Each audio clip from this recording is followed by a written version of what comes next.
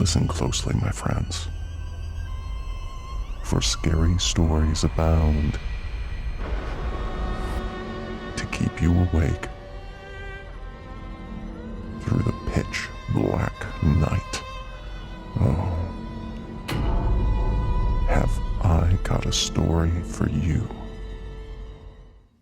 Hey everybody, this is Jenny from 305 Paranormal, and do I have a scary story for you? So this story took place around when I was the age about 7 or 8 years old, and it starts off with my dad, who liked back then to bring things home that maybe he saw on the side of the road that somebody might have put out and he thought was in really good condition, and if he liked it, he would bring it to the house. So for this incident, he had brought home a rocking chair. So my mom and my dad both decided to bring this rocking chair and have it set up in my room. So my mom could sit in a rocking chair while she used to at night, kind of like rub my head to go to sleep. So he was like, why don't we put it in her room and then you can sit on there instead of sitting on the bed. And it was just more comfortable for her. And she liked the idea, and that's how it got there. So it was there for a while, like not too long, but maybe like the first like couple of weeks, she would use that. And one night she had came in as a routine, go inside. I was already like in bed, and she went inside, went to my closet door, turned on the light of my closet, closed it just like a crack, and was ready to go outside. And she was like, I'll be back.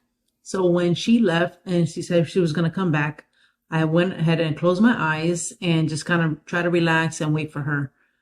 At that point, I heard the door open and somebody sat in a chair, and I kind of just closed my eyes again, and she was very quiet, but she was rubbing my head, my forehead, and my hair, and just, you can tell like she was in a chair, like moving back and forth, but everything was dark minus for that small crack from the closet door.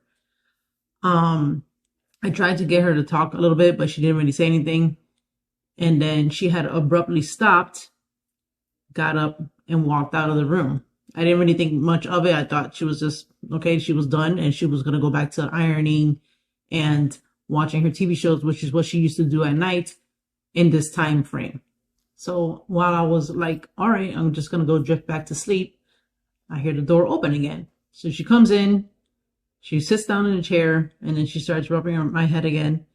And this time I'm just like, not really thinking much of it until I was like, why did you leave? And then she said, no, I haven't been here yet. And then I was like, okay. She's like rubbing my head, and I was like, no, but you came in and then you just left. I was like, what happened?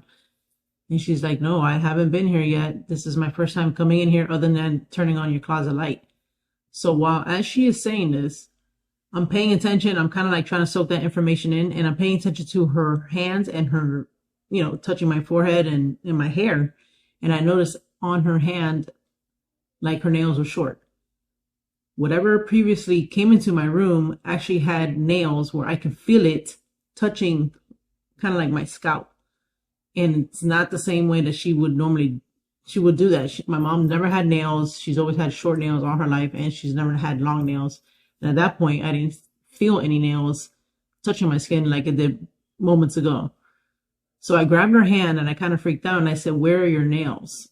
And she was like, what? And I said, you were just in here before, and while you were rubbing my hair, I could feel your nails touching my skin. And she was like telling me like, very aggressively, she's like, it wasn't me. I've not been in this room yet. And at that point, I kind of like freaked out. I told her I didn't want the rocking chair in this room, and I got up, dragged it right outside of my room, and I couldn't really sleep the rest of the night. But the next morning, I told my parents, both of them together, like what had happened again. I reiterated the situation, and I told my dad that I did not want this chair in my room at all. I was very uncomfortable with it. And my mom, I guess I freaked her out enough where she didn't want it in the house completely. And I don't know what happened to that rocking chair after the fact. Maybe he dumped it back in the side of the road for some other lucky person to come pick that up. But that was the end of that. situation, and that has stuck with me for throughout my whole life, where don't like to pick up stuff from the side of the road because I don't know what attachment is on there and why it's on the side of the road in the first place. So let this be a little lesson to you guys, and that's my scary story for you guys. Bye.